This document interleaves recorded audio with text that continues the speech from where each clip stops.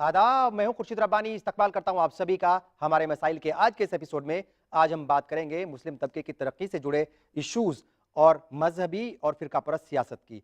क्या मजहबी और फिरकापरस्त सियासत मुस्लिम तबके के इश्यूज को जो है असरअंदाज करती है और कहीं ना कहीं उनकी तरक्की के कामों पर भी असर डालती है? इसी अहम इशू पर बात करेंगे हम, और साथ ही ये भी जानने की कोशिश करेंगे कि मौलाना महमूद मदनी ने गुजरात और महाराष्ट्र के हवाले से जो बयान दिया वो उसका मतलब क्या था और सियासी हलकों में उसको कैसे देखा जा रहा है। और इस अहम इशू पर बात करने के लिए कई खास मेहमान यहाँ पर मौजूद हैं। सबसे पहले इनका तारुफ हम करा दें। हमारे साथ मौजूद हैं डॉक्टर मंजूर आलम साहब, आप जनरल सेक्रेटरी हैं ऑल इंडिया मिल्ली काउंसिल के। इस्तकबाल है आपका। और इनके अलावा हमारे साथ मौजूद हैं डॉक्टर तस्लीम रहमानी साहब, आप all India Muslim political council के प्रेसिडेंट हैं, आपका भी इस्तकबाल है। और साथ ही मौजूद हैं अब्दुल हमीद नौमानी साहब, आपका ताल्लुक जमीयत उलेमाए हिंद से है। और इन सब के अलावा ऑडियंस के दरमियान भी दो खास मेहमान, अमीर जामी साहब मौजूद हैं, CPIM से ताल्लुक है आपका। और ETV के नुमाइंदे एहतशामुल हसन साहब भी यहाँ पर मौजूद हैं और बड़ी तादाद में ऑडियंस भी मौजूद है, ये भी अपने सवाल रखेंगी मेहमानों के सामने। डॉक्टर मंजूर आलम साहब, सबसे पहले आपके पास ही आएंगे। मुस्लिम तबके के तरक्याती इशूज़ की बात हो रही है और ये बात हो रही है कि जो मजहबी और फिरकापरस्त सियासत है वो कहीं ना कहीं उनकी तरक्की में जो है अड़चन पैदा करती है। आपको लगता है कि तरक्की के काम तो हम देखते हैं कि होते हैं, लेकिन हमारे मजहबी रहनुमा कई बार जो है जो फिरकापरस्त सियासतें हैं वो हो जाती है और उसका जो है पूरा कबाड़ा हो जाता है पूरे काम का। देखिए, बुनियादी तौर से ये बात गलत है कि तरक्की का काम तो हो जाता है और सिर्फ फ़िरका परस्त और कुछ उलमाए कराम की वजह से रुकावटें खड़ा हो जाती हैं। 60 साल का रिकॉर्ड ये बात नहीं कह रही है। बात ये कह रही है कि तमाम पॉलिसी फॉल्स हैं। मुसलमानों के ख़िलाफ़ के सिलसिले में इनहेरेंट बायस पाया जा रहा है। वो इनहेरेंट बायस डिस्क्रिमिनेशन की तरफ ले जाता है और हमेशा मुसलमानों की तरक्की में रुकावटें खड़ी की जाती हैं और largely it is because of the bureaucrats किसी भी प्लान को आगे बढ़ने नहीं दिया जाता है। तो ये बात कहना बिल्कुल गलत है। हाँ, इस मुल्क में इक्वेट नहीं करना चाहिए। RSS से, BJP से किसी मुस्लिम तंजीम को इक्वेट करते हैं तो ये हमारे इन्फीरियरिटी कॉम्प्लेक्स की सबसे बड़ी पहचान है। कभी कभी हमारी तरफ से भी नादानी में, बुनियादी तौर पे नहीं, नादानी में मसाइल के समझने में, उसकी इफ़ाम व तफ़हीम में जब गलती होती है तो हमारे बयानात में भी कुछ गलत बात आ जाती है। और दाद दीजिए मीडिया को कि अगर मुसलमानों की तरफ से कुछ गलत बात आ गई तो वो तो पूरे आसमान पर फैला दिया जाएगा, ज़मीन तो सामने ही नज़र आएगा। और अगर अच्छी बात मुसलमान के लीडर ने कह दिया, वो उलमाए दीन भी हो, तो कहीं मुश्किल से किसी किनारे में कहीं कोई बात नज़र आ जाए। तो इसलिए बुनियादी तौर से इससे मुझे इत्तफाक बिल्कुल नहीं है। बिल्कुल। अब्दुल हमीद नौमानी साहब, आपके पास आएंगे। आपने जो है वो मीडिया के ऊपर कहीं ना कहीं वो ठिकरा फोड़ दिया है। आप कह रहे हैं कि अगर कोई बयान दिया जाता है, भले ही उनकी सोच कुछ और रही हो, भले ही उनका जो है मानना कुछ और रहा हो, बयान दे दिया उन्होंने, लेकिन मीडिया उसको गलत तरीके से जो है वो पेश करती है। आपको क्या लगता है जो तबके की तरक्की के काम हैं, जो इश्यूज हैं, वो कहीं ना कहीं भटक जाते हैं जब मजहबी रहनुमा या फिरकापरस्त ताकतें जो हैं वो सियासत पैदा कर देती हैं? मजहबी रहनुमाओं का तरक्की की रुकावट से कोई ताल्लुक़ नहीं है। आप ये कोई ऐसा बयान आप किसी काबिल ज़िक्र मजहबी रहनुमा का नहीं दिखला सकते हैं जिसका ताल्लुक़ जो हो तरक्की की रुकावट से हो। ये बिल्कुल बुनियादी तौर पे गलत प्रोपेगेंडा है। असल समाजी इक़्तिसादी तौर पे समाज में दो चीज़ें बहुत अहम होती है, एक जो है इक़्तिसादी गलबा और जो है समाजी गलबा। अगर इक़्तिसादी बहाव जो है सही सिमत में मुनसिफाना बुनियाद पे न हो तो समाज में ऊंच नीच जो है पैदा होती है। इसी तरह आप जो देखेंगे कि अगर सही सिमत में और मुसावी सतह पे काम नहीं हो रहा है तो ये जो होता है वो सब जगह होता है, लेकिन वो अंदाज अलग अलग होता है। डॉक्टर तस्लीम रहमानी साहब, आपके पास आएंगे। आपसे भी वही सवाल है, क्या अक़लीदी तबके से जुड़े हुए, खासतौर से मुस्लिम तबके की तरक्की से जुड़े हुए काम असरअंदाज होते हैं अगर मजहबी और फिरकापरस्त सियासत जो उसके ऊपर हावी हो जाए? कोई भी मुल्क या कोई भी कौम वो गवर्न होती है बराह रास्त सियासत से। किसी तबके की तरक्की का दारोमदार इस बात पर होता है कि हुकूमत वक्त उसको तरक्की देने में कितनी इंटरेस्टेड है। हुकूमत वक्त के फ़ैसले कौमों के उरूज व ज़वाल की मंजिलें तय करते हैं। बहुत आसान है इल्ज़ाम लगा देना। मसलन डॉक्टर साहब ने फरमाया कि ब्यूरोक्रेसी जिम्मेदार है। ब्यूरोक्रेसी एक मुलाजिम होती है, वो जिम्मेदार नहीं हो सकती। ब्यूरोक्रेसी को भी गवर्न करती हैं सरकारें, मिनिस्टर्स गवर्न सियासतदान करते करते हैं हैं, जो bureaucracy जिस को। पार्टी की हुकूमत होती है मीडिया वो को, करते हैं। मीडिया गवर्न होता है सरकारों से और इंडस्ट्रियलिस्ट के जरिए, उन दोनों के जरिए मीडिया गवर्न होता है। हमारे पास ना तो इंडस्ट्रियलिस्ट हैं, और अगर हैं भी तो उनको वो मीडिया को गवर्न करना की उनकी या तो सलाहियत नहीं है या मंशा नहीं है, जो भी है। इसी तरीके से जो हमारे कहीं ना कहीं दाखिली तौर पर हमको अपना इंट्रोस्पेक्शन करना होगा कि कहीं हमारी जानिब से भी कुछ गलतियां रही हैं। डिस्क्रिमिनेशन की तारीख 65 साल पुरानी है। हुकूमतों ने कभी मुसलमानों को कुछ देने की कोशिश नहीं की। और हुकूमत जब मैं कहता हूं तो इसका मतलब होता है मुल्क की सियासी जमातें, मुल्क कोई की भी तमाम पार्टी हो, सियासी जमातों कोई भी ने पार्टी हो। कभी इस जानिब कोई संजीदा कोशिश नहीं की, और कांग्रेस और आरएसएस दोनों उसमें बराबर शरीक है। और इसी तरीके से जितनी आज की तारीख में जितनी पॉलिटिकल पार्टीज है, most of those political parties they are govern by the RSS, their ideology. तो अगर उस आइडियोलॉजी के साथ गवर्न हो रही हैं तो जाहिर है कि डिस्क्रिमिनेशन होगा। उसे काउंटर करने के लिए हमने क्या किया है, हमारी जानिब से कम्युनिटी का अपना जो एक इनिशिएटिव होना चाहिए, वो इनिशिएटिव इतना स्ट्रांगली आज तक दिखाई नहीं दे सका कि हम उसे काउंटर करने के लिए कहीं खड़े होते। हमारे उलमा इकराम ने, हमारे दानिश्वरों ने आज़ादी के फौरन बाद ये ऐलान कर दिया कि सियासत शजर ममनुआ है, इसलिए मुसलमान उसके करीब ना जाएं। जमात इस्लामी हिंद ने कहा कि हम दावत और तबलीग का काम करेंगे। जमियत उलमा हिंद ने कहा कि हम सेकुलरिज्म, वो खुद भी सियासत में आ गया अब तो। नहीं, वो उस वक्त की बात कर रहा हूं मैं। वो तो अब तो दिया रजबुतों ने तो खुदा याद आया, लेकिन अब आके अब जमियत उलमा ने उस वक्त भी बिल्कुल साफ कह दिया कि हमारा सियासत से कोई ताल्लुक नहीं है। और पूरी की पूरी तहरीक यानी मुसलमानों से कह दिया शजर ममनुआ है, और खुद एक पार्लियामेंट की सीट के लिए लड़ते रहे कि एक राज्यसभा 750 सीटों में से एक राज्यसभा में मुतमईन होकर बाकी मुसलमानों से कह दिया आप पॉलिटिकल सिस्टम में कोई इन्वॉल्वमेंट आपका नहीं होगा। तो अगर इस तरीके से पूरी की पूरी कौम को हमारे ही लीडर्स ने उस प्रोसेस से अलग कर दिया, जो प्रोसेस तरक्की के लिए इंतहाई अहम होता है, तो तरक्की कहाँ होगी? डिस्क्रिमिनेट करने वालों को के लिए मैदान हमने खाली छोड़ दिया कि आप जम के डिस्क्रिमिनेशन हमारा कीजिए, हम तो किसी लायक बचेंगे नहीं। और उसका नतीजा यह है कि आज इंडिया के पॉलिटिकल सिस्टम में हम एक वोट बैंक की हैसियत से महज इस्तेमाल होते हैं। हम अपने पॉलिटिकल ब्रेन को लेजिस्लेशन में पहुंचाने की सलाहियत खो बैठे हैं। बिल्कुल। अमित जामी साहब, आप बैठे हुए हैं यहाँ पर, और क्या लगता है आपको, आपने कम से कम जो है वो मीडिया के ऊपर हमला नहीं किया। वो कह रहे हैं कि कौम को जिम्मेदार ठहरा रहे हैं, और जो हमारे मजहबी रहनुमा हैं, जो हमारे सियासी रहनुमा है, उनको जिम्मेदार मैंने दोनों को जी बिल्कुल, जी दोनों का। क्या लगता है आपको, क्या वाकई जो तरक्की के इश्यूज हैं मुस्लिम तबके की, वो वाकई जो है वो असरअंदाज होते हैं, और उनको जो है वो जो हमारे मजहबी रहनुमा है या फिर जो हमारे सियासी रहनुमा है, या जो इस तरह की जो सियासत होती है, वो वाकई असरअंदाज होती है और काम नहीं ढंग से हो पाते? मेरी मीडिया से कोई शिकायत नहीं है। मेरे ख्याल से यहाँ पे बहुत सारे लोग मुत्तफिक होंगे। मुसलमानों के बड़े बड़े मजमे का रिकॉर्डिंग, बड़े बड़े मजमों की बातों को दिखाना बहुत आम सी बात है। अभी मैं परसों जो है लखनऊ में हम 3 तारीख को कन्वेंशन करके आए हैं, देश के तमाम चैनलों ने उसको लाइव दिखाया। उसमें मजहबी उलमा भी थे, उसमें सेकुलर पार्टियों के भी लोग थे। अब सवाल है लीडरशिप का। मैं लीडरशिप को 2 तरह से बांटता हूं। मुसलमानों में से आई हुई कॉर्पोरेट अमीर लीडरशिप, मुसलमानों के बीच से निकली हुई जो गरीब है, पसमानदा है, उनकी लीडरशिप। अब उत्तर प्रदेश में हम लोग बड़े खुश हो रहे थे पिछले असेंबली में कि माशाअल्लाह 68 एमएलए आ गए आज़ादी के बाद पहली बार। मैंने सभी तंजीमों के प्रेस रिलीज, उनके बयानात देखे कि साहब अब काम हो जाएगा। लेकिन मैं अभी पूरा 1 महीना उत्तर प्रदेश का पूरा भ्रमण करके आ रहा हूँ। लोगों के बीच में ये जो नौजवानों की रिहाई का मसला है, उसकी लड़ाई में घूम कर आ रहा हूँ। मैं बता रहा हूँ कि इनके अगले चुनाव में जमानत जब्त हो जाएगी। कह रहे हैं साहब हमारे साथ धोखा हो गया।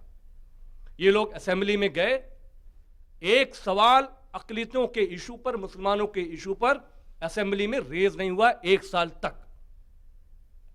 और दूसरी बात तरक्की की बात,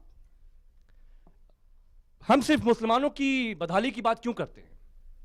हमीद भाई ने बहुत अच्छी बात कही, डिस्क्रिमिनेशन सिर्फ मुसलमानों के साथ नहीं हो रहा है। प्रोफेसर अर्जुन सिंह गुप्ता कांग्रेस के मेंबर ऑफ पार्लियामेंट थे, उनकी एक रिपोर्ट आई, उस रिपोर्ट में यह कहा गया कि इस देश के 73 करोड़ लोगों की रोजाना की आमदनी 8 रुपए से 20 रुपए है। अब आप सोच लीजिए कि 20 रुपए में इस देश में क्या मिलता है, आज के वक्त में क्या मिलता है? क्या मिलता है आज के वक्त में। अभी 12th प्लानिंग कमीशन में जो रिकमेंडेशन था all parties member of parliament का, वो ये था साहब कि 5 साल के लिए हमको 56,000 करोड़ रुपए का बजट अकलीतों के लिए चाहिए।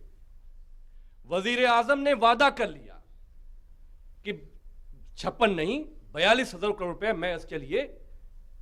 मैं इसको करता हूं, और मोंटेक जी ने, इन लोगों ने शुक्रिया भी अदा कर दिया। 1 महीना पहले पता यह चला कि जो 12वें प्लानिंग कमीशन का मंसूबे में जो मुसलमानों का बजट है, अकलीतों का जो बजट है, वो 42,000 करोड़ से काट के 17,000 करोड़ रुपए। पिछला जो 11th प्लानिंग कमीशन का जो बजट था वो 17,000 करोड़ वेरियस माइनॉरिटीज के वेलफेयर स्कीम्स, ये है वो है, उसमें से 8,000 करोड़ रुपए एलोकेट हुए थे और सिर्फ 4,000 करोड़ रुपए खर्च हुए थे।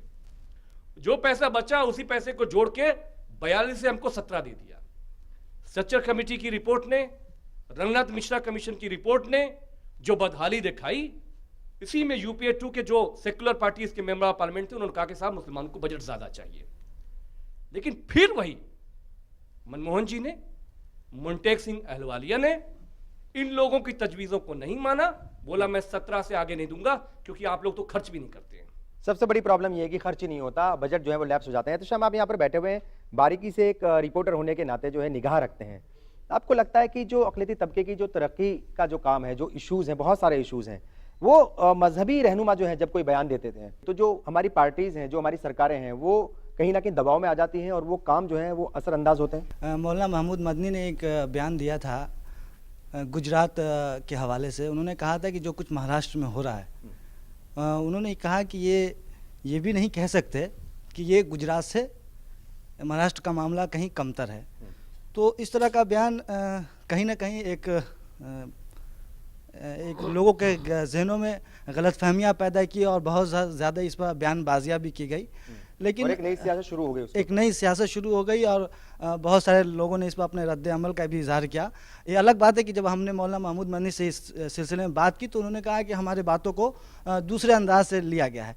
बहरहाल लेकिन कहीं ना कहीं ये लगता है कि हमारी जितनी तंजीमें हैं, बहुत सारी तंजीमें हैं, कसीर तंजीमें हैं और सब अलग अलग मैदान में काम कर रही हैं, बेहतर काम कर रही हैं और किया भी जाना चाहिए। लेकिन मेरा जहाँ तक मानना है कि जो लोग इश्यूज़ उठाते हैं उसमें कहीं ना कहीं क्या कहते हैं, इत्तेहाद और इत्तेफाक नहीं होता। यही वजह है कि हमारी जो इश्यूज़ हैं, इख्तलाफात ज़्यादा होते हैं।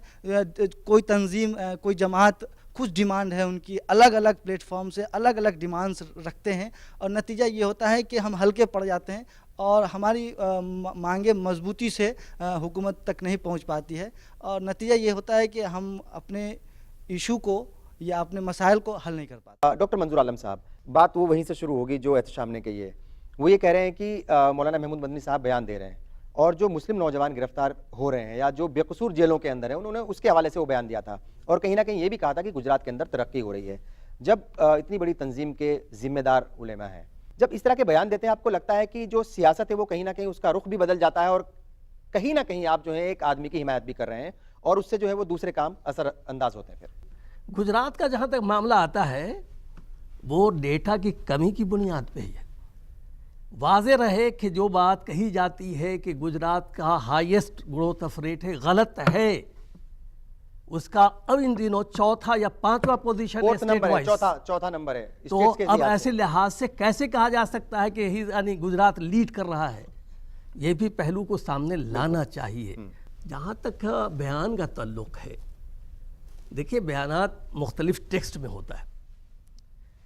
हम ये ज़रूर समझते हैं कि उलमाए दीन चाहे कोई भी हो, बगैर किसी का नाम लिए हुए, उलमाए दीन की तरफ से कोई बात जब आती है तो उसे लफ्ज़ फतवा दे दिया जाता है। हालांकि आर्टिकल 30 में कहीं बात ये नहीं आती या दस्तूर में कहीं ये बात नहीं आती कि वो अपना ओपिनियन नहीं दे सकता है। लेकिन अगर कोई आलिम दीन हो गया या किसी मस्जिद का इमाम हो गया, उसको फतवा करार दे दिया जाता है उसके बयान को, वो जो खुद गलत जो है कहते नहीं कि हम फतवा दे रहे हैं। उन्होंने कहा, उसको फतवा की ज़बान दे दी और फतवा के खिलाफ माशाल्लाह हर आदमी टूट पड़ता है, चाहे वो पॉलिटिशियन हो, चाहे दानिश्वर हो, चाहे आलिम दीन हो, चाहे मीडिया के लोग हो, चाहे कोई भी हो। तो उसके नतीजे में ये सारी चीज़ें होती हैं। मैं एक वाज़े तौर से एक बात कहना चाह रहा हूँ।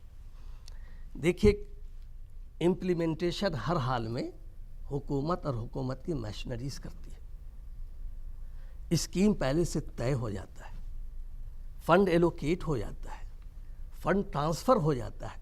अब ये उलमा के बयान से वो रुकता क्यों है भाई? जबकि एक चीज़ एलोकेटेड है, ट्रांसफ़र हो चुका है, उसको इम्प्लीमेंटेशन कर रहा है, तो वेयर दिस इज कमिंग? इसका मतलब ये हुआ कि जो काम नहीं कर रहे उसको छुपाने के लिए बहुत सारी बात हो गई, हकीकत वो नहीं है।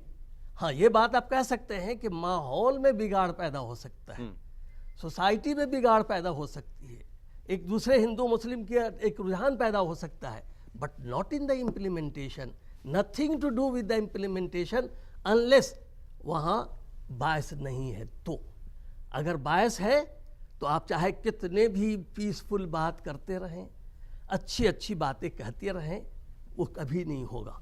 डॉक्टर तस्लीम साहब, आपने कहा कि नरेंद्र मोदी की बात नहीं होनी चाहिए, वो इशू कहाँ से आ गया? सवाल ये उठता है कि जब मौलाना महमूद मदनी साहब की मैंने बात करी है, बहुत सारे इश्यूज हैं, एजुकेशन का मसला है, तरक्की का मसला है और सियासत में आगे बढ़ने का मसला है, नौजवानों को गिरफ्तार किया जा रहा है, ये भी मसला है। नरेंद्र मोदी के ऊपर जिस तरह के इल्जाम आते हैं सब लोगों को पता है। फिर मौलाना महमूद मदनी साहब कहते हैं कि जो कुछ गुजरात में हुआ उससे कम जो है वो महाराष्ट्र में भी नहीं हो रहा है। जब इस तरह के बयान आते हैं, आपको नहीं लगता कि एक तो बिखराव नजर आता है, क्योंकि बहुत सारी तंजीम जो है वो मुखालफत आज भी कर रही है नरेंद्र मोदी की, दूसरी बात जो अहम इश्यूज हैं उनसे भी कहीं ना कहीं भटकाव होता है, और कहीं ना कहीं एक चीज ये भी सामने आती है कि कहीं आप जो है वो नरेंद्र मोदी की हिमायत में तो खड़े नहीं हो रहे हैं। आज़ादी के बाद से लेके अब तक जो असल अलमिया हिंदुस्तान के मुसलमानों का है, और मैं मुसलमानों की बात इसलिए कर रहा हूं कि ये फोरम मुसलमानों की बात के लिए, पूरे मुल्क की बात के लिए नहीं है। पूरे मुल्क की बात करनी होगी तो मैं अभी की दलील को मानूंगा, क्या 20 रुपए रोज से यौमिया आमदनी नहीं है, चूंकि मुसलमानों इसलिए बात करो। मुसलमानों का अलमिया ये रहा है कि मुसलमानों को न तो अपने इश्यूज, अपने एक्चुअल इश्यूज रेज करने दिए गए यहाँ, न मुसलमानों की अपनी लीडरशिप को यहाँ से नीचे से खड़े होने का कोई मौका मिला। मुसलमानों के बीच इश्यूज भी सियासी जमातों ने रेज किए और उनके बीच अपने प्रोजेक्टेड लीडर्स के जरिए उनको रेज करवा के एक ओपिनियन उसके जरिए बनाने की कोशिश की गई, चाहे वो बाबरी मस्जिद का इशू हो, चाहे वो अलीगढ़ मुस्लिम यूनिवर्सिटी का इशू हो, या इस किस्म के बहुत सारे इशूज। हमने जो तालीम, तंजीम और तिजारत, तीन चीज़ें जो किसी कौम की तरक्की के लिए सबसे अहम होती है, वो इशू होना चाहिए था हमारा, डेवलपमेंट का इशू। वो इशू कभी नहीं हुआ, और वो इशू इसलिए नहीं हुआ कि इन जमातों ने अपनी प्रोजेक्टेड लीडरशिप के जरिए अपनी मंशा के मुताबिक इश्यूज ड्रॉप किए कम्युनिटी के अंदर, और कम्युनिटी उन इश्यूज पे बहस करती रही। बिल्कुल इसी तरीके से नरेंद्र मोदी को एक इशू बना के कम्युनिटी के बीच फेंक दिया गया है। हमारा इससे क्या लेना देना हो सकता है कि नरेंद्र मोदी इस मुल्क में वजीर आजम हो या ना हो? ये इशू नहीं है मुसलमानों का, हमारा इशू डेवलपमेंट है। आप सपोर्ट करते हैं? नहीं, मैं बिल्कुल नहीं करता, मेरी पूरी बात सुन लीजिए। मैं वस्तानवी को भी सपोर्ट नहीं कर रहा। इन टोटलिटी एक बात देखिए, हम इन इश्यूज को, तस्लीम जी, पहले इसका जवाब हो जाना चाहिए। हम डेवलपमेंट का इशू, मैं बिल्कुल नहीं कर रहा। जवाब वस्तानवी साहब ने यही कहा, वो बन जाए ना बन जाए मुसलमानों का मतलब नहीं। मैं मेरी बात सुन लीजिए, मेरी बात सुन लीजिए। मदनी साहब को एक सेकंड सुन लीजिए, हमारी बात सुन लीजिए। जब हिंदुत्व उरूज पे था, इस देश के सेकुलर हिंदुओं ने सिर्फ 25% वोट बीजेपी को मिला था। 75% सेकुलर लोग, सुनिए ना, जिनकी बात मंजूर साहब कह रहे हैं, ये वही लोग थे, लेफ्ट एंड डेमोक्रेटिक फोर्सेस, जिन्होंने बीजेपी को खन डाला और आज तक वो सरकार में, देश में नहीं आ पाए। आप उसको जायज ठहरा रहे हैं। आप मेरी बात को डेविएट कर रहे हैं। अच्छा, ये आप मैं पूरी बात कर कह लीजिए रहा हूं अपनी। कि इश्यूज मुसलमानों के जो असल इश्यूज हैं, जिन पे मुसलमानों को बहस करनी चाहिए, हमको उनसे भटकाया जाता है और इस किस्म के इश्यूज हमारे बीच डाल दिए जाते हैं। और मेरा बिल्कुल बहुत वाज़ेह मैं ये कहना चाहता हूं कि मुसलमानों के सीने पे पैर रख के और हाथ में तलवार लेके कोई आदमी कहे कि वोट दो, तो वो आदमी हमारा नहीं हो सकता। बिल्कुल ठीक। लेकिन हम उस पर बहस करके अपने मुद्दों से क्यों भटके? अब्दुल हमीद मैं साहब, ये कहना चाहता बिल्कुल ठीक है अब्दुल हमीद साहब, मौलाना वस्तानवी साहब ने जो है वो कई साल पहले बयान दिया था, और फिर नताइज में जो है उनको क्या नतीजे भुगतने पड़े वो भी सबके सामने हैं। मौलाना महमूद मदनी साहब ने भी तकरीबन उसी तरह का बयान दिया है। आपको नहीं लगता कि जो असल इश्यूज हैं, इस तरह की जब आप तरक्की की किसी की तारीफ करते हैं जिसके ऊपर इस तरह के इल्जाम लगे हुए हैं, असल इशू से जो है कहीं ना कहीं भटक जाता है और जो बिखराव है कम्युनिटी के अंदर वो भी लोगों के सामने आता है। मैं इसको समाजी, सियासी, इक्तिसादी सतह पे तकसीम करके देखता हूँ। ये मसला जो है सबके साथ है, जैसे कि अमीक ने कहा है, लेकिन उसकी सतह और जहत जो है अलग है। एक जो है मेहनत कश और सरमायादार का मामला है, एक जो है आदिवासियों का, गैर आदिवासियों का मामला है, एक जो है मुसलमानों गैर मुसलमानों का मामला है। तो हर जगह जो है इम्तियाज़ है, और जब इम्तियाज़ होगा तो उसमें यह नहीं देखा जाता कि दीनदार आदमी कौन है, मजहबी कौन है और गैर मजहबी कौन है। जो है शाहरुख को आप मजहबी नहीं कह सकते हैं, शबाना आजमी को आप जो है मजहबी नहीं कह सकते हैं, डॉक्टर अब्दुल अलीम जो थे उनको आप मजहबी नहीं कह सकते। रहनुमा नहीं है, लेकिन वो अपने लेकिन मजहब के बिना चल डॉक्टर रहे हैं, वो अब्दुल उनकी बात- अलीम ने जो है कौमी यकजहती कौंसिल में कश्मीर में ये कहा था कि आज़ादी के बाद ऐसा लग रहा है कि मुसलमानों को दूसरे नंबर का शहरी बनाने की कोशिश हो रही है। क्यों कहा था उन्होंने? शबाना आदमी कह रही कि मुसलमानों को जो मकान और किराए पर मकान नहीं मिल रहा है, और शाहरुख कह रहे कि मुसलमानों की बुनियाद पर हमें महसूस होता है कि हमारे साथ इम्तियाज़ हो रहा है। तो इम्तियाज़ जो अलग अलग है, तो जब तक आप जो है समाजी, इक्तिसादी, सियासी तनाजुर में पूरे मामले को मजमूई हैसियत से नहीं देखेंगे, आप जो है वो सही फैसले तक नहीं पहुंच पाएंगे। जो तस्लीम साहब ने जो बात कही है, मेरा सवाल ये है कि क्या जी वो मैं वहां आ रहा हूं। जो तस्लीम साहब ने जो बात कही है, वो बात जो है जो तारीखी तनाजुर में और जो हम लोगों ने जमीयत का मुताला किया, वो जो है सही नहीं है। जमीयत उलमा आज भी सियासत में नहीं है। दो चीजें होती लेकिन हैं। कहीं ना कहीं सपोर्ट तो होती है नहीं, किसी ना किसी पार्टी देखिए, को। एक है बुकापोश सियासत की जाती है। एक जो है, कोई तंजीम भी सियासी नहीं है। देखिए, मैं एक भी तंजीम अब सियासी उसको नहीं बोलने है, दीजिए। मगर सब सियासत करते हैं। नहीं, सब चाहे सियासत तो करते हैं। ऐलानात आते बिल्कुल ठीक हैं है। इलेक्शन के मौके पे। बिल्कुल। हर जगह आप हमें बोलने दीजिए, फिर आप बोलिएगा। बिल्कुल ठीक है जी। देखिए, मैं जितना जमीयत उलमा को जानता हूं, तस्लीम रहमानी साहब नहीं जानते हैं। मैंने वो चीजें पढ़ी जो छपी नहीं है, और वो चीजें भी पढ़ी है जो छपी है, इसलिए मुझसे ज्यादा ये जमीयत को नहीं जानते हैं। जी बिल्कुल ठीक है। तो एक है इनफरादी सियासत, एक है इज्तिमाई सियासत। जब तक इज्तिमाई तौर पे सियासत नहीं होगी, जमात को आप उसमें शामिल नहीं कर सकते हैं। महमूद मदनी का, या जो है इस मौलाना इसहाक संभली का, या मौलाना बदरुद्दीन का, ये जमीयत की सतह से नहीं जाते हैं, ये वसूली चीज है। ये अपने तौर पे सियासत कर रहे हैं। अगर जमीयत की सतह से जाते तो मौलाना इसहाक संभली को कम्युनिस्ट पार्टी में जाने की क्या जरूरत थी, मौलाना महमूद मदनी को राष्ट्रीय लोक दल में जाने की क्या जरूरत थी, मौलाना बदरुद्दीन साहब अलग क्यों पार्टी बनाते। इसलिए तस्लीम रहमानी साहब की ये बात सही नहीं कि जमीयत उलमा ये कर रही है। पार्टी की सतह पे जो है आज़ाद है, कोई भी जो है सेकुलर पार्टी है, उसमें जमीयत का कोई भी रुकन, कारकुन, ओहदेदार जा सकता है। इसलिए ये जमीयत के हवाले से बात सही नहीं। जहाँ तक जो नरेंद्र मोदी की बात है, तो मैं मानता हूँ कि वस्तानवी साहब और मौलाना महमूद साहब के बयान में बहुत फ़र्क है। उन्होंने कहा था भूल जाने के लिए, और ये कह रहे हैं याद रखो। सवाल यह है कि नरेंद्र मोदी की मजबूती जो है गुजरात में अहम रोल अदा कर रही है, कांग्रेस की कमजोरी। मकामी सतह पे, जिले की सतह पे, स्टेट लेवल पे कोई लीडर क्यों नहीं खड़ा होता है जो मोदी को जो है शिकस्त दे। तो ये तो आप मानेंगे कि जामनगर में 27 सीटों पे जो बीजेपी को उम्मीदवार खड़ा हुआ, और उसमें जो है 24 मुसलमान थे, सब जीत गए। तो ये तो आपको मानना होगा कि लोग जीत गए। लेकिन कौन से इलेक्शन की बात करें? 24 मुसलमानों की, अभी जो कॉर्पोरेशन का जी, कॉर्पोरेशन इलेक्शन की बात और जो है ये संबली में भी, तो आप ये नहीं कह सकते अब वो कैसे जीते, डर की बुनियाद पे, या कांग्रेस ने मजबूत मुतबादिल फराहम ने किया। तो जब तक आप हकायक की बुनियाद, लोग ये भी कह रहे हैं कि समाजवादी ने और बीजेपी ने वहां पर मिलकर के जो है वो कुछ खेल किया है। देखिए, किसी ने भी फेल किया हो, जो हम तजिया करते हैं, डॉक्टर मंजूर आलम से तजिया करते हैं, वो बिल्कुल हकीकत की बुनियाद पे। हम ये नहीं देखते कि वहां कांग्रेस का आदमी है, बीजेपी का आदमी है। लेकिन इस बयान को आप कैसे देखते हैं जब महाराष्ट्र की और गुजरात की तुलना होती है? हाँ, दोनों के अंदर जो है वो नहीं, तुलना नहीं है। वो तो ये कहा गया था कि ये तो कांग्रेस ने जो है वहां मजबूत जो है मुतबादिल फराहम नहीं किया, इस तरह सूरत हाल पैदा हुई थी। ये भूलने के लिए नहीं कहा जा रहा है। आपने मुखालिफ को, दुश्मन को कमजोर समझना जो है ये बहुत बड़ी नादानी होती है। ये आपको मान के चलना पड़ेगा। अमित साहब, आपको क्या लगता है, मौलाना वस्तानवी साहब हों, शाहिद सिद्दीकी साहब हों, मौलाना महमूद मदनी साहब हों, भले ही बयान देने के बाद ये मुकर जाए, लेकिन जो इन्होंने कहा वो सबके सामने है। तो आपको क्या लगता है कि जब तारीफ की है तो गुजरात तो तरक्की के मामले में चौथे नंबर पे, पहले नंबर पे जो है बिहार है, हरियाणा है। बिहार और हरियाणा का जिक्र नहीं होता, वो गुजरात का ही जिक्र होता है। पहले से तरक्की। आपको क्या लगता है कि कम्युनिटी के अंदर जो बिखराव है वो सामने आता है, और जो इश्यूज हैं, जिन इश्यूज को लेकर के आप लोग चल रहे हैं, दूसरे लोग चल रहे हैं, वो कहीं ना कहीं उन इश्यूज से जो है वो लोग राह भटक जाते हैं? असरअंदाज करते हैं इनके बयान भी। क्योंकि मेरा मामला है कि जज्बाती मसले तो हैं ही, उसको तो खैर हमें हल करना ही है, लेकिन जो मुसलमानों के जो इक्तिसादी मामले हैं, जो सियासी मामले हैं, वो एक बहुत सीरियस मसले हैं।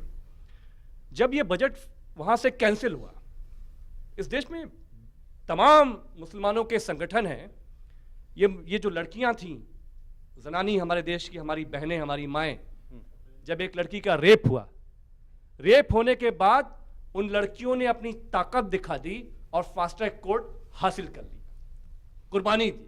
लेकिन मैंने एक मुसलमानों के नया कानून भी आ रहा है, मैंने एक मुसलमानों के संगठन को मैंने जाके कांग्रेस को घेरते हुए नहीं देखा कि भाई आप तो सेकुलर हैं, हमने यहाँ यूपीए 1 में भी आपको चुना था, यूपीए 2 में भी चुना था, हम संघर्ष करेंगे, लेकिन जो बजट आपने हमारा कैंसिल किया है, ये हमें कसूर हमें एक्सेप्ट नहीं है, ये कोई रेजिस्टेंस ही नहीं है। मैं मानता हूं, मंजूर साहब की बात को मैं एक्सेप्ट करता हूं कि हम सेकुलर फोर्सेस का, कम्युनल फोर्सेस के जो उनका पूरा जंग है, जो हमें वो कमजोर कर रहे हैं, इस देश के आइडिया ऑफ इंडिया को कमजोर कर रहे हैं, वो कह रहे हैं कि उसके ढांचे में प्रॉब्लम है। दूसरी बात यह है कि आपको इस देश में अगर अपने हक के लिए लड़ना है तो कन्वेंशन, सेमिनार, राय बनाने के लिए होते हैं। हक अगर नहीं मिलते हैं तो उन्हें छीना जाता है, जैसे हमारे देश की बहनों ने छीना। हम सब भाई नौजवान यहां बैठे हुए हैं, कोई आग ही नहीं है। और हमारे जो लीडरान हैं, मैंने आपको यूपी का हवाला इसलिए दिया कि जो 68 मुसलमान जीत कर आए, मैं बता जिनसे रहा हूं, बहुत सारी उम्मीदें थी, बहुत उम्मीदें थी कि साहब मुसलमान ही करेगा। आजादी के बाद साहब हमें हमेशा 60 साल की कहानी बताई जाती है जी। तब क्या था भाई, क्या हमारा उरूज था, क्या हमने क्या क्या किया था। पिछले 20 साल में आप क्या कर रहे हैं? और यूपीए 1 की जो सरकार थी उसमें तो कोई समस्या नहीं थी, वो तो चल रही थी, करप्शन भी नहीं था, सारे काम हुए, नरेगा आया। और यूपीए 2 में क्या हो गया? यूपीए 2 में क्या प्रॉब्लम है? ये कह रहे थे कि कम्युनिस्ट पार्टी के लोग काम नहीं करने दे रहे हैं। यूपीए 1 में तो हमने कॉमन मिनिमम टर्म का एजेंडा बनाकर सरकार को हमने खूंटी पे टांग दिया था, हमने कहा ये काम है, ये काम करो। यूपीए 2 में क्या हो गया? हमारे कौन रोक बजट रहा है हमसे आपको? छीन लिए गए। अब तो दीदी भी नहीं रही आपके साथ। अब तो दीदी भी नहीं। बिल्कुल ठीक है। वर्सेस महाराष्ट्र तुलना होती है, आपको लगता है कि कहीं ना कहीं वो आप लोगों के ऊपर भी असर डालते हैं और जो इश्यूज हैं वो भी भटक जाते हैं? हमारे जो मुस्लिम लीडर हैं क्यों उस पर ध्यान देते हैं? हमें ध्यान देना ही नहीं चाहिए। क्यों इतनी तवज्जो हमारे दे रहे हो? बहुत सारे और इश्यूज हैं, हमारे मसाइल बहुत हैं। हम मोदी पर ध्यान देते हैं, मोदी और मशहूर होते हैं उससे।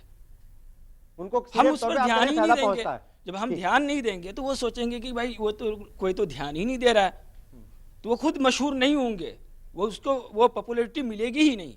लेकिन हम ऐसे हैं कि हम रहनुमा होके, कौम के रहनुमा होके भी हम उस पर ध्यान दे देते हैं। ठीक है अमिक साहब, आप जो हैं लीडरशिप की हम बात करते हैं, अक़लियती तबके की लीडरशिप जो है वो नहीं है। बहुत सारे लीडर्स हमारे सामने आते हैं, लोग कहते हैं कि नहीं उनको तो पार्टीज जो है वो आगे बढ़ने नहीं देती। आपको क्या लगता है कि मजहबी रहनुमाओं को भी छोड़ दो, फिरकापरस्त ताकतों को भी छोड़ दो, वो अपना काम करेंगे जिनको जो कुछ करना है, लेकिन हमारी खुद की लीडरशिप, हमारे अंदर से लोग क्यों ऐसे आगे नहीं निकलते जो कौम की तरक्की के लिए, कौम के इश्यूज को उठाने के लिए जद्दोजहद करें और सच्चे मन से काम करें बिना परवाह किए पार्टीज की? देखिए, ग्लोबलाइजेशन ने एक पूरे देश में एक माहौल बना दिया, जिस तरह से हमारे चुनाव में पैसों का इन्वॉल्वमेंट है। और मैं अभी जिक्र कर रहा था कि कोई एक ईमानदार नेता हम लोगों के बीच में से भी लोग यहाँ मौजूद हैं, और वो अगर एक छोटी सी गाड़ी से 800 से उतरता है, उसका बहुत काम है, तो वही आवाम उसको कहती है कि ये तो ऐसे किसी काम के नहीं होंगे। और एक लोकल बॉडी, सिंबल भी होना चाहिए, लोकल मतलब बॉडी का एक काउंसलर या एमएलए, 4 गाड़ियां बड़ी बड़ी 25-25 लाख की, 4 गनमैन, जब वो उतरता है लोग कहते हैं साहब की लीडरशिप की क्वालिटी तो इसी में है। तो ये जो माइंडसेट आवाम के बीच में एक डेवलप है कि वो लीडर हेलीकॉप्टर से उतरेगा, बड़ी पार्टियों ने इसको एस्टेब्लिश किया है, वही मैसेज तो नीचे तक आया है ना। तो वो जो लोग हैं हमारे बीच में से, चाहे वो मेजॉरिटी के हों चाहे वो माइनॉरिटी के हों, हर जगह वही हाल है। जिनके अंदर टैलेंट है, जो आंदोलन चला रहे हैं, जो काम कर रहे हैं, उनको मैं देख रहा हूं कि बड़े बड़े जो संगठन भी हैं उनको वो अप्रिशिएट भी नहीं करते हैं, उनको ये भी नहीं कहते हैं कि भाई आप हमारे असली हीरो यही हैं। लेकिन मैं ये देखता हूं कि जो दौलत वाले बाप दादाओं के बेटे हैं, उनके लिए पूरी कैंपेन चलाई जाती है, लॉबिंग कराई जाती है, चाहे बीजेपी से टिकट दिलाने के लिए, चाहे कांग्रेस से टिकट दिलाने के लिए, चाहे कोई मुख्तलिफ पार्टी के लिए। तो ये माइंडसेट जब तक नहीं बदलेगा, ये जो कॉर्पोरेट्स लोग जो जीत कर आ रहे हैं, वो जाहिर सी बात है कि वो अपने हित के लिए आ रहे हैं, आवाम के लिए तो नहीं आ रहे हैं। अगर 6 करोड़ 5 करोड़ रुपए कोई असेंबली में खर्च करता है, लोकसभा में कोई 18,000 करोड़ खर्च करता है, तो जाहिर से कि 5 साल में वो जो 18 करोड़ जुटा के लाया है उसको भी तो वो कहीं ना कहीं वसूलेगा।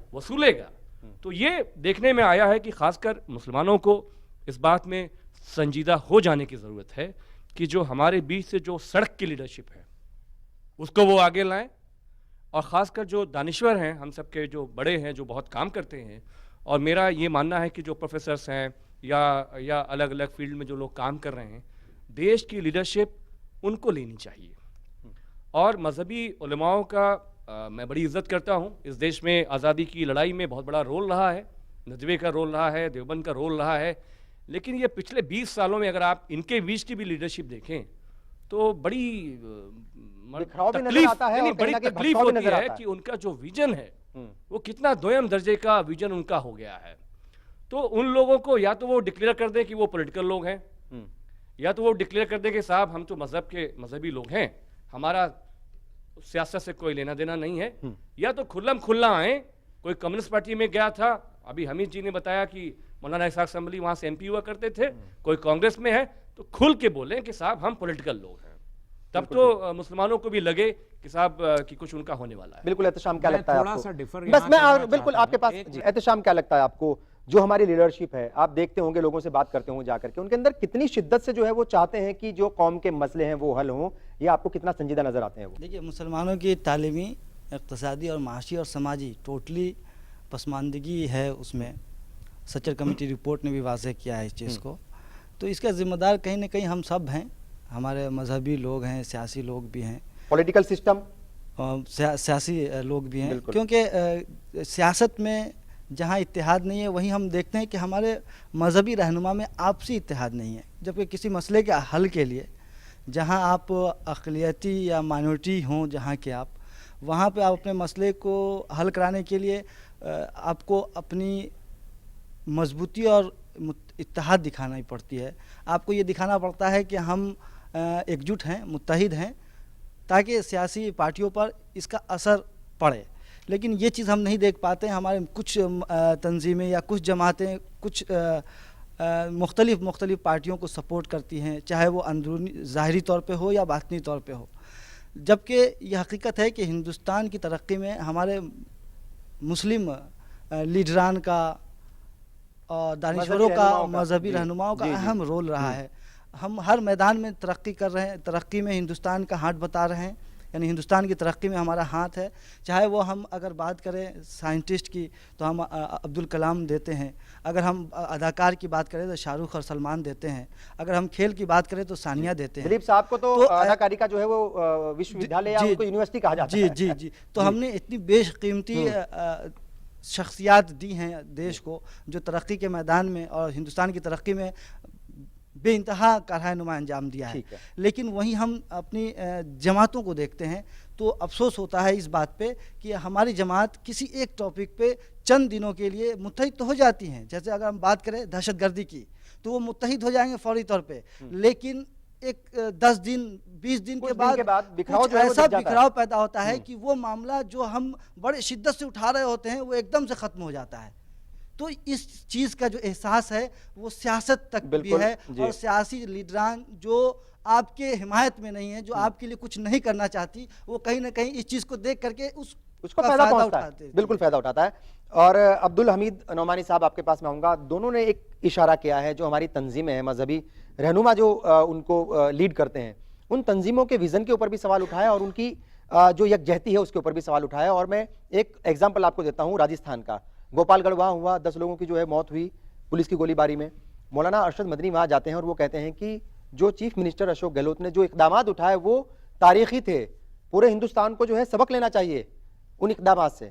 उसके बाद मौलाना महमूद मदनी साहब जाते हैं, वो कहते हैं कि जो अशोक गहलोत ने किया इससे बुरा किसी ने किया ही नहीं, ये तो मोदी है राजस्थान के।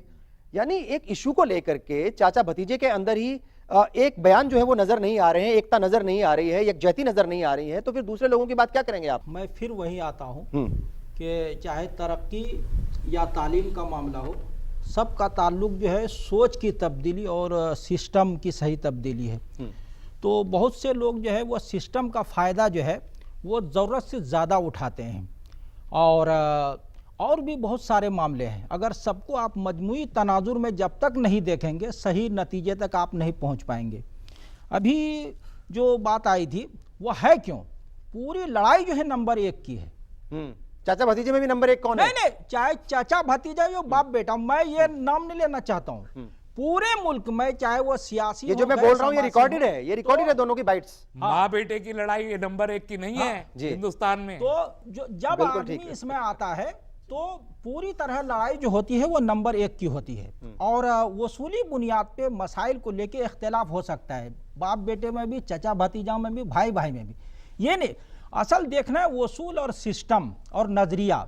जो एहतशाम ने बात कही है और जो अमीर जामी ने कही है और जो उन बच्चों ने, तालिब इल्मों ने कही है, वो कहीं न कहीं जो है वो खला है। तो सबसे बड़ी बात जो है सिस्टम की बेहतर तब्दीली का, मैं कहता हूँ अखिलेश यादव हैं या राहुल गांधी हैं, उनको फ़ायदा जो है 95% वो सिस्टम का मिला है। उतनी सलाहियत का आदमी हिंदुस्तान में करोड़ों की तादाद में तलबा हैं और नौजवान हैं, उनको 95% फ़ायदा सिस्टम का मिला है।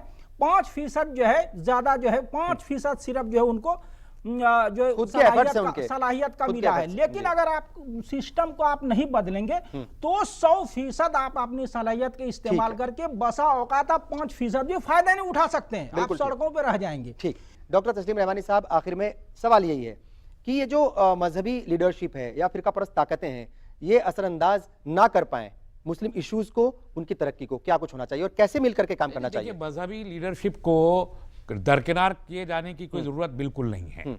मजहबी लीडरशिप ने बहरहाल हिंदुस्तान में मुसलमानों की क़यादत की है और बड़ा लंबा चौड़ा ट्रैक रिकॉर्ड है उसका, इसलिए उसको दरकिनार किया जाना ठीक नहीं। लेकिन मजहबी लीडरशिप को अपने मफादात, ज़ाती मफादात, तंजीमी मफादात, मसलकी मफादात, इन मफादात से पीछे हट के मुसलमानों को मिन हैसुल उम्मत, एक कौम जब तक वो समझेंगे नहीं और वो उन मफादात, वही कॉर्पोरेट सेक्टर के चक्कर में से आज़ाद होके मुखलिसाना नहीं सोचेंगे, या राज्यसभा में जाने का जो एक वो रहता है, वही लालच, वही ना, एक जो लालच और होता है, खुद अपनी मुसलमानों को एक सियासी कुव्वत की हैसियत से वो जब तक खड़े नहीं होंगे तब तक इस मुल्क में मुसलमानों की तरक्की के मसाइल हल नहीं हो पाएंगे। डॉक्टर मंजूर आलम साहब क्या कहेंगे आखिर में, क्या कुछ होना चाहिए जो हमारी तंजीमें हैं वो एक प्लेटफॉर्म पे आ जाएं और ये जो छोटी छोटी चीजें होती रहती हैं इनका असर इश्यूज के ऊपर, तरक्की के ऊपर ना पड़े, किस तरीके से काम होना चाहिए? हाँ, मैं 3 बातें इस पर कहना चाह रहा हूँ। नंबर 1 कि हमारी जो तालीम भी है, अगर सिर्फ सियासत है, दीन गायब है, तो चंगेज़ी ज़रूर होती है। आप जितने भी बड़े बड़े रहनुमा को देखें, उन्होंने बड़ी खूबसूरत चंगेज़ी इख्तियार की है, चाहे उसको आप माने ना माने। और अगर सिर्फ दीन है तो इसका मतलब ये हुआ कि दुनिया से दूर है, जो तालीम के ख़िलाफ़ है।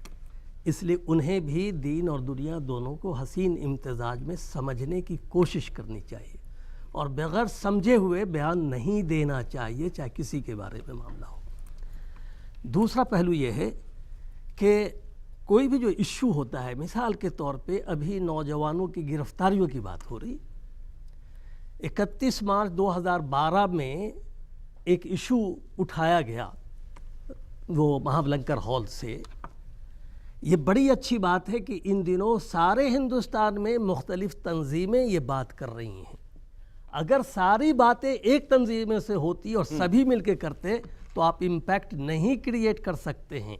कुछ इश्यूज़ ऐसे होते हैं कि पूरे मुल्क में उसको फैलना चाहिए ताकि फिर आप उसे एक जगह पे कलेक्टिव ले आ रहे, जैसे कि हम लोग कोशिश कर रहे हैं कि 6 अप्रैल को एक कलेक्टिवली रामलीला ग्राउंड में आए ताकि इस इशू को ज़रा सा और सीरियसली टेकअप किया जाए।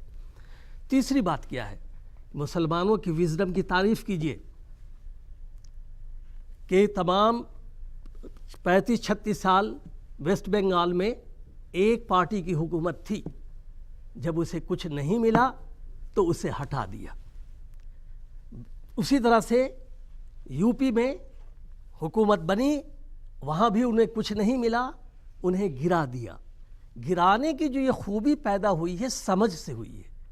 इसका मतलब ये है बेदारी आई है, बेदारी आई है और मुसलमान अब किसी का गुलाम नहीं होने जा रहा है। पहले उंगली से मोहर लगाए जाते थे, अब एक उंगली से हुकूमत गिरती है।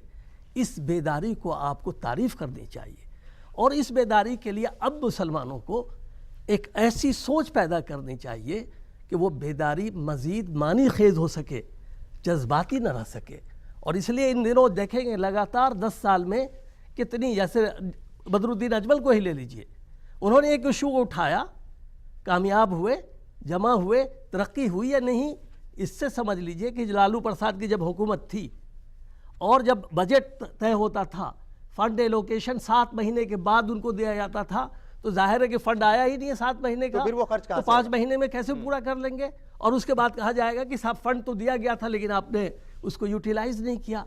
तो ये बात को भी समझना चाहिए। इस वक्त मुसलमान बेदारी के मरहले में आ चुकी है और वो मरहला धीरे धीरे, जैसे बच्चे चलने लगते हैं तो फिर दौड़ने की उम्मीद करनी चाहिए।